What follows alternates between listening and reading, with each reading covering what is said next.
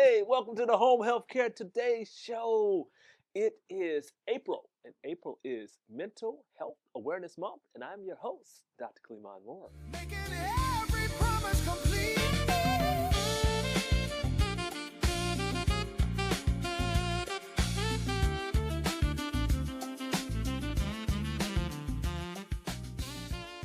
Michigan has 233 designated mental health professional shortage areas, and 42% of Medicaid enrollees in Michigan experience mental illness. They're going untreated. Yet Michigan ranked 13th in the nation for mental health in 2025. The progress is real, but so is the gap. Today, we have some distinguished guests who work diligently on a daily basis to close that gap. Gerald Gomes is the owner and CEO of Ellie Mental Health, Clarkston.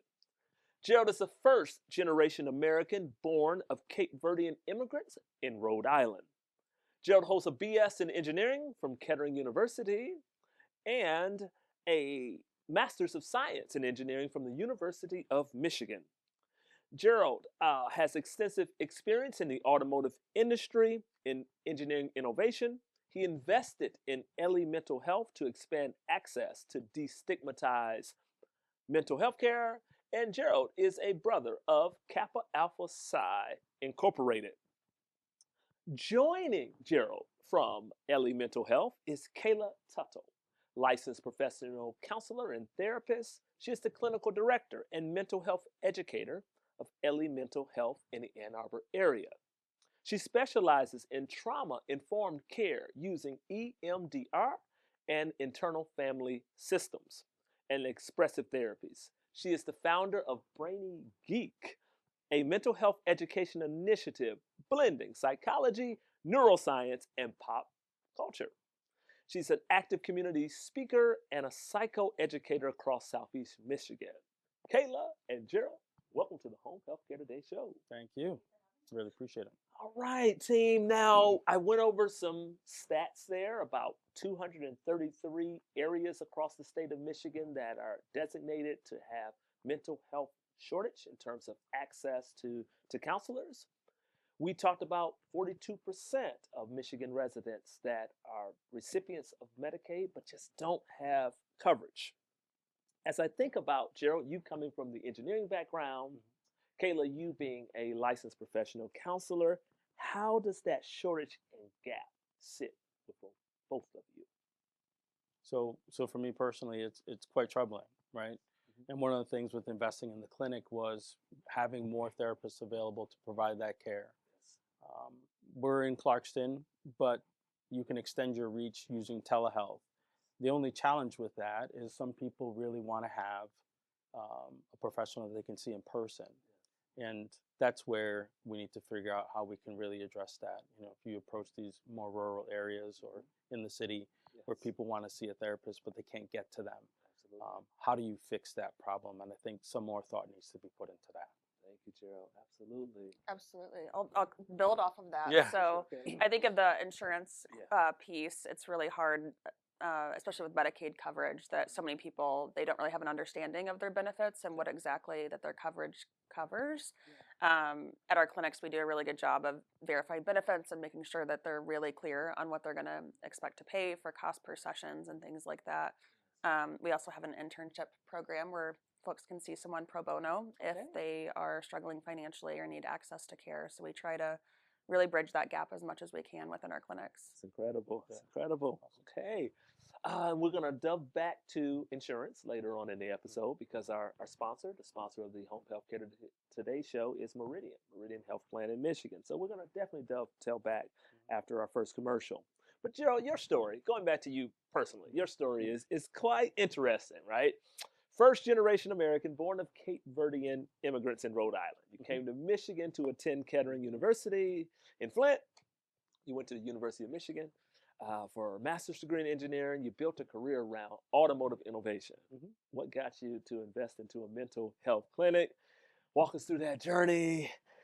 And what was it like the moment you decided to alternate, no pun intended, to pursue that path?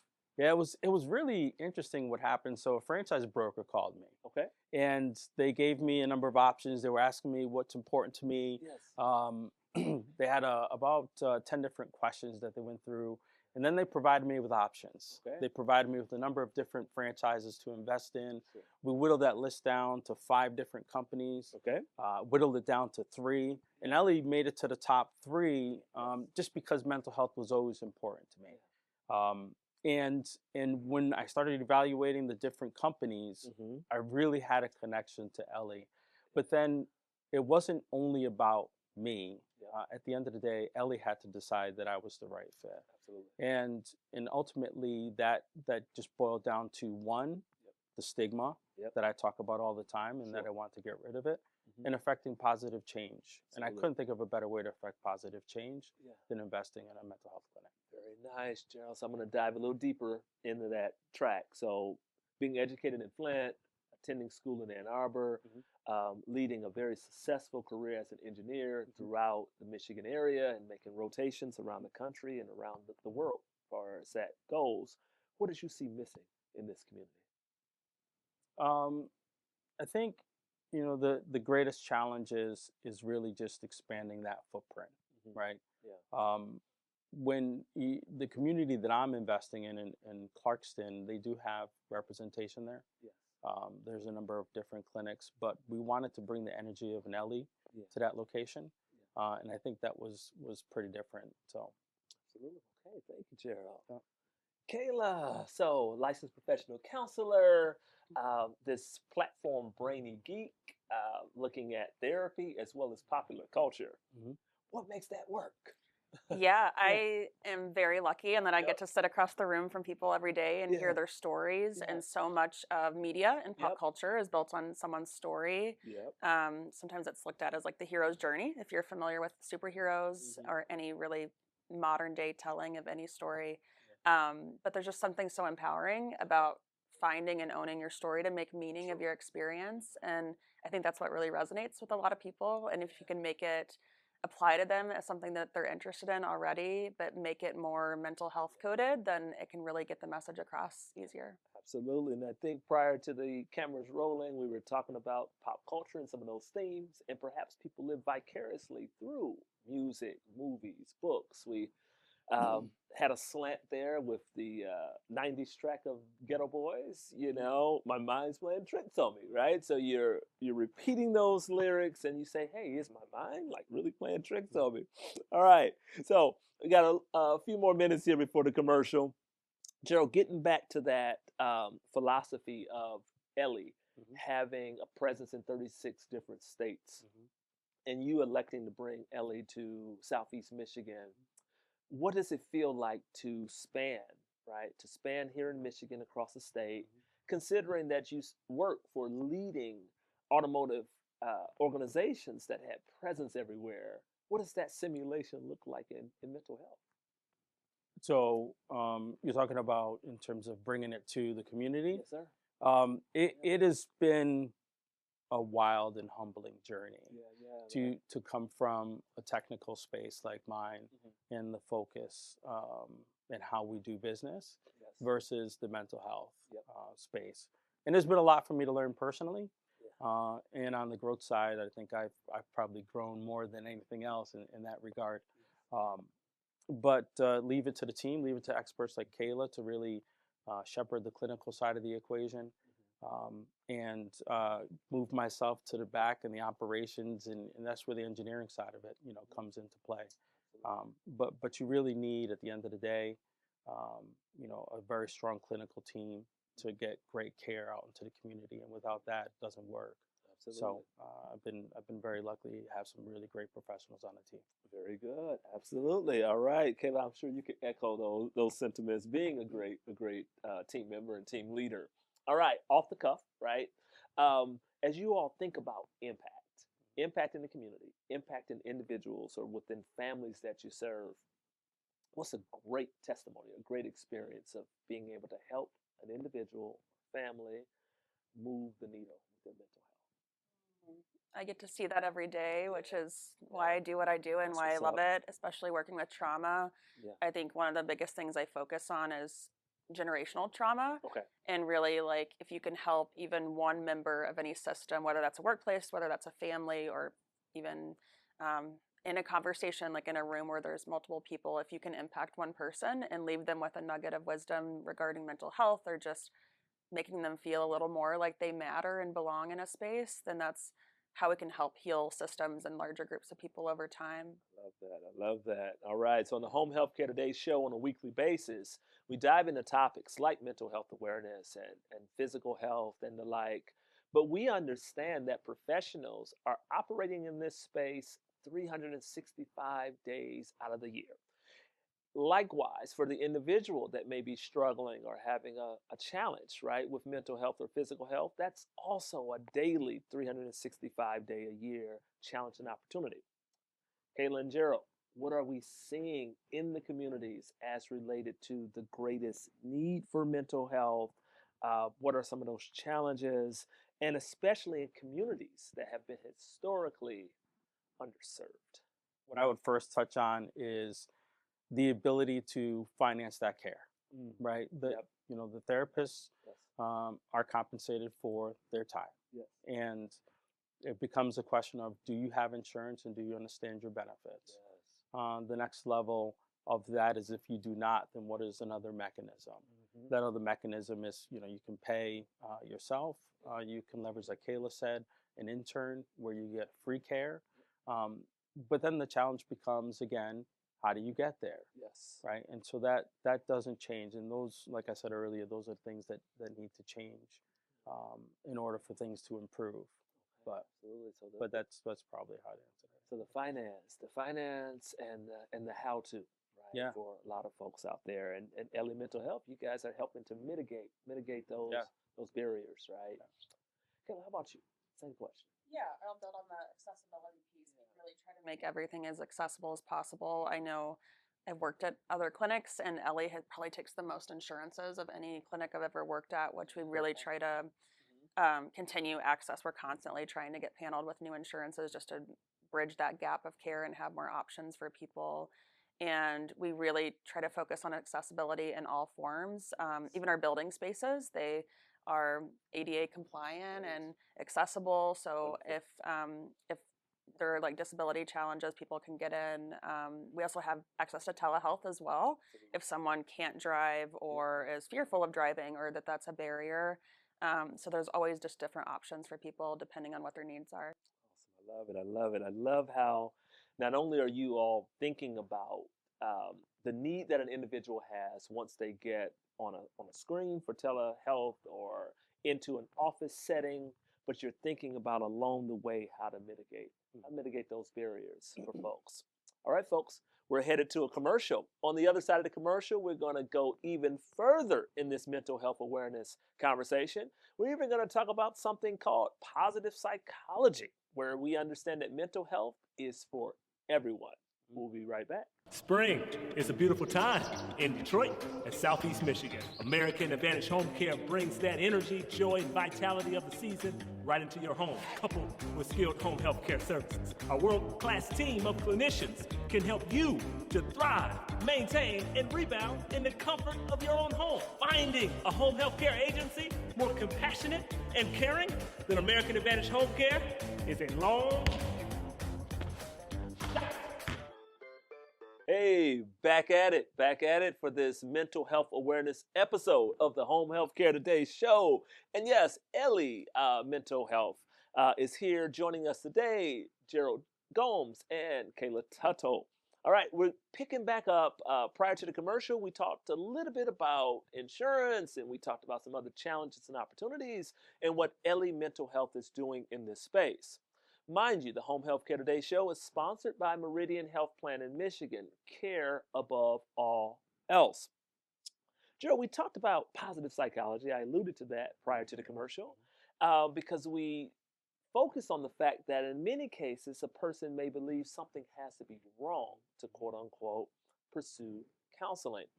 But the positive psychology bend of things suggests that there are 3 layers to happiness. So we had some jovial moments about being an automotive engineer in the background, where that first layer of positive psychology may be the pursuit of happiness or that desire of driving an extremely fast car. Uh, but there's a law of diminishing returns there. Second layer is how do I get into the flow? How do I do things that energize me, that motivate and inspire? But we fall out of the flow with changes. Top layer of positive psychology is fulfillment of purpose. Gerald, do you believe that the acquisition into Ellie Mental Health is giving you that fulfillment and purpose that perhaps other career paths or tracks didn't necessarily yield? So it's been an interesting journey to say the least, right? Yep. Yep. Where we're on the building side of this equation for Ellie Mental Health Clarkston, Yes. and we continue to get to our goal of the number of therapists that we want to have, Yes. and that'll be the sustained level, and that will be absolute fulfillment there. Okay. So that's what we're waiting to get to, is that absolute goal. Once we get to our full count of therapists, I will be overjoyed and incredibly happy and relaxed. Wonderful. Glad to hear that, Gerald. Now, Kayla, I know you're living your purpose. I know you're at that top of the positive psychology triangle there. You specialize in the trauma-informed care using EMDR and internal family systems. Two approaches that go deep. For a viewer who may be carrying some trauma that they've never really talked about with anyone, what would you want them to know about healing? And what does that actually look like? Yeah, there's a lot to that. I think when you can start to really have a relationship that you trust in, like a therapeutic relationship, and you start to unpack some of this trauma and shame behind actually expressing it, what you've been carrying around, there's so much more lightness to being to be had. And people don't realize how hardened trauma makes you, because you have to be when you're in a survival state constantly to protect against the world. And so when you can start to lighten some of that and not to have all those, I think of them as like hard edges, like you can smooth some of that space out, like in your body, in your nervous system, even in your mind and in your relationships, it really, you start to see more of that impact, like you were speaking to, across communities, across families and systems, because it becomes easier. Like that flow state becomes a lot easier. You're not having to work as hard to get there. Absolutely. This is good. I want folks out there listening to reach out to Ellie Mental Health. If you are carrying the trauma, Ellie Mental Health's phone number is 248-579-9150. Gerald, you talked about the number of counselors and getting to that peak for Ellie Mental Health of Clarkston. The background in engineering and innovation, I share that with you, and we focused a lot on processes early on in our career, economies of scale, economies of scope. But Kayla was really talking about helping people unpack some things, which could take some time. How does the background that you have in those processes and optimization, how does that carry over into running a mental health practice? So our focus is always going to be making sure that we talk to corporate about having the right systems. For example, in the beginning, we didn't have an online scheduling tool. Okay. We now have an online scheduling tool, so people can go online, they can schedule their own appointments, they can put in there the age of the client, they can put the insurance that they have, they can put in their location, and they can put in the type of insurance they have. I think I repeated the insurance side of the equation, but and once they put that information in, they can select telehealth versus in office, and then they can do a search and they can see the therapists that are available, look at their bios, and then pick the therapist that they think is right for them. Absolutely. So we're really working with corporate on the process side to make sure that the process is as smooth as possible for the client, so that when they set up that appointment, it's the right appointment for them and it's the right time for them. Absolutely. This is great. This is great, Gerald. Good. So once again, clearing the path, working with the corporate arm and the umbrella with the innovation and the processes for folks. Okay, now there's stigmas. There's stigmas associated with mental health, all right? Being it's April is also National Minority Health Awareness Month, right? So there are some populations and segments, people of color, immigrants, etc., that may feel as though that there's a stigma associated with their identity, as well as how to fight some mental health challenges. Gerald, you can speak to this. Of Cape Verdean descent, talk to me. How is it that the stigma is not necessarily a sign of weakness to be able to ask or to know that, hey, I'm in a space where I may not feel I am as welcomed? Mhm. How do you continue to fight that and not view it as a weakness? So for me, and this is, I've had friends talk to me about it because talk. one, I talk all the time about the fact that I have an appointment with my therapist and I get care. That's what's up. I get care when things are going well. I get care when things are not going well. And the only reason why I want to do that is to bring awareness to the fact that it's okay. I'm going to plant that seed with you that, Yeah. okay, well, Jerry's doing it, so that's fine. Maybe I should too, right? Yeah. But then I go so far as to say, I got a clinic. If you ever need care, if you don't feel comfortable with our clinic, go to another mental health clinic. It's not important that you go to our clinic. But that self-care is incredibly and tremendously important. And also, nobody needs to know that you're getting that care, right? You don't have to scream at the mountaintops like I often do, right? Right. You can do it in a discreet manner, Sure. where no one has to know, and you get the care that you need, and you're the benefactor of it. I get it, Gerald. Yeah. So I think as we transition to the next question, Kayla, I'm thinking about this whole intersectionality term, right? Where no one necessarily identifies as one specific thing. So as we think about the aging adult population that we take care of out there, there's folks that are, hey, I'm a retired auto worker, or I was a school teacher. I was a female school teacher of social studies, for example, and I'm of an apostolic faith tradition. That's like 4 or 5 different identities wrapped into one, right? And what does that mean in the 21st century versus the 20th century, per se? So I think about that a lot from the identity standpoint, and how identity is the basis for so many things. It's the basis for competition, it's the basis for existence to an extent, identity.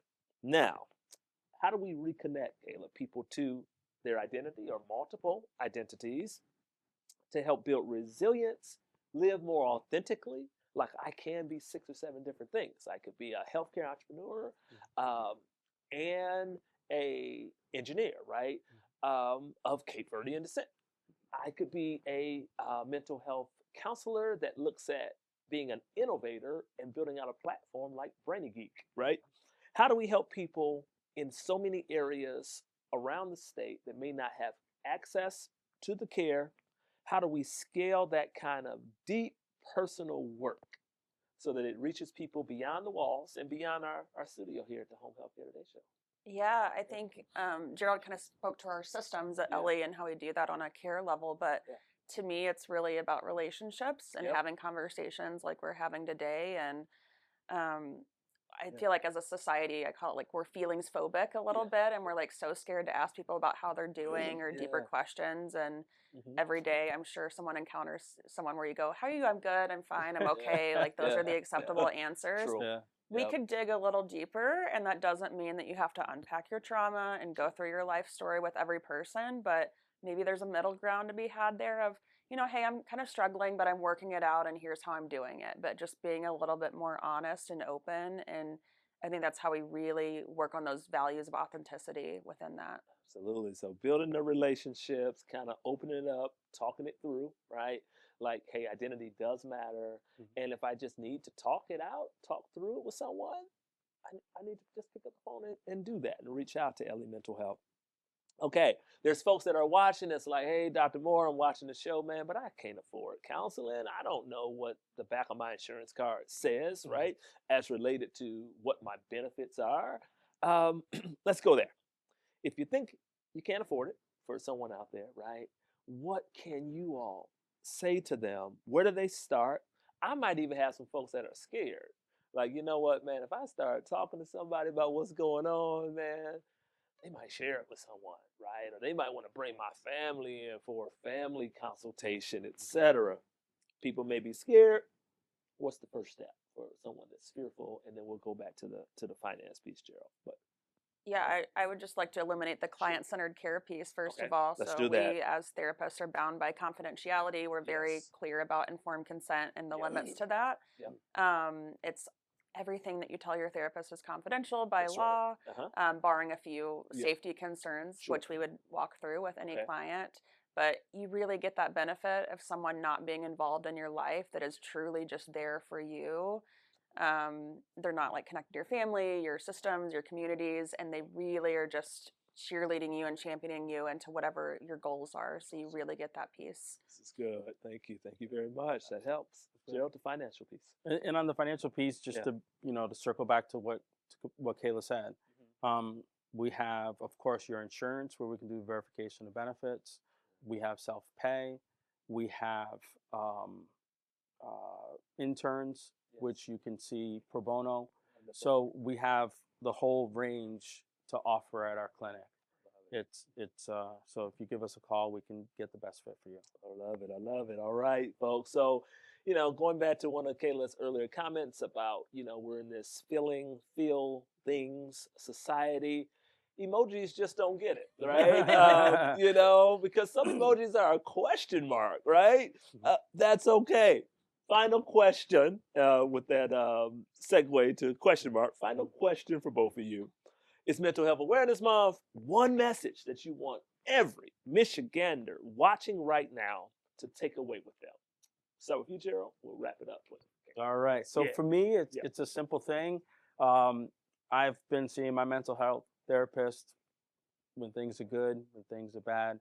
The most beautiful thing about the relationship is you have somebody that's in your life. They understand you, but they're not immersed in your day-to-day life. So you don't ever have to worry about any level of judgment because that's never going to be part of it. But they'll give you, I think, some great advice as long as you share everything that's going on with you. So things don't have to be going bad. It doesn't have to be reactive for you to see a mental health therapist. Excellent takeaway, Gerald. Thank you. Yep. Kayla, take us home. Yeah, so I would just say if you're out there and you're listening, you matter just by evidence of being you and not anything that you're doing in particular. And the world needs more of you and your story. And I hope that you'll choose to see a therapist, like Gerald said, whether things are good, bad, in between in your life, because the world needs more of your story and your humanity. And we get to offer that in therapy. Right. Wonderful. I love it. All right, now that does it for this episode of the Home Healthcare Today show. Be sure to tune in next Saturday at 10 a.m. We are going to explore sexual assault awareness. You won't want to miss it.